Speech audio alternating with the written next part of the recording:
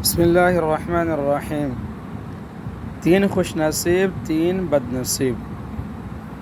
مسند احمد میں ہے کہ رسول اللہ صلی اللہ علیہ وسلم فرماتے ہیں 3 قسم کے لوگ ہیں جن سے نہ تو خدا تعالیٰ کلام کرے گا اور نہ ان کی طرف قیامت کے دن نظر رحمت سے دیکھے گا اور نہ انہیں پاک کرے گا۔ حضرت ابوذر رضی اللہ تعالیٰ عنہ نے یہ سن کر کہا یہ کون لوگ ہیں یا رسول اللہ؟ یہ تو بڑے گھاٹے اور نقصان میں پڑے۔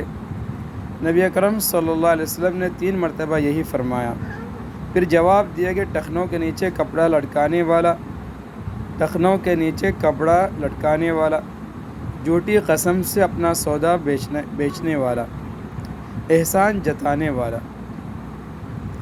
مسند احمد میں ہے کہ ابو احمس رضی اللہ تعالیٰ عنہ فرماتے ہیں میں حضرت ابوذر رضی اللہ تعالیٰ عنہ سے ملا اور ان سے ذکر کیا، میں نے سنا ہے کہ آپ رسول اللہ صلی اللہ علیہ وسلم سے ایک حدیث بیان فرماتے ہیں، تو فرمایا سنو میں رسول اللہ صلی اللہ علیہ وسلم پر جھوٹ تو بول نہیں سکتا جب کہ میں نے آپ صلی اللہ علیہ وسلم سے سن لیا ہو۔ تم کو وہ حدیث کیا ہے؟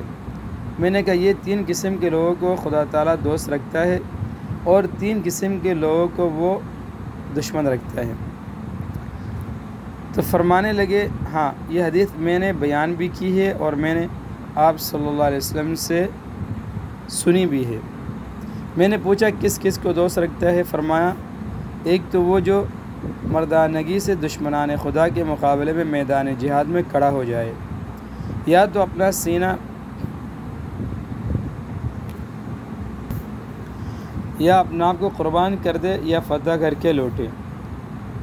دوسرا وہ شخص جو کسی قافلے کے ساتھ مسافری میں ہے، بہت رات گئے تک قافلہ چلتا رہا، جب تک کر چور ہو گئے تو اترے، سب تو پڑے سوئے رہے مگر یہ جاگتا رہا اور نماز میں مشغول رہا، یہاں تک کہ کوچ کے وقت سب کو جگا دیا۔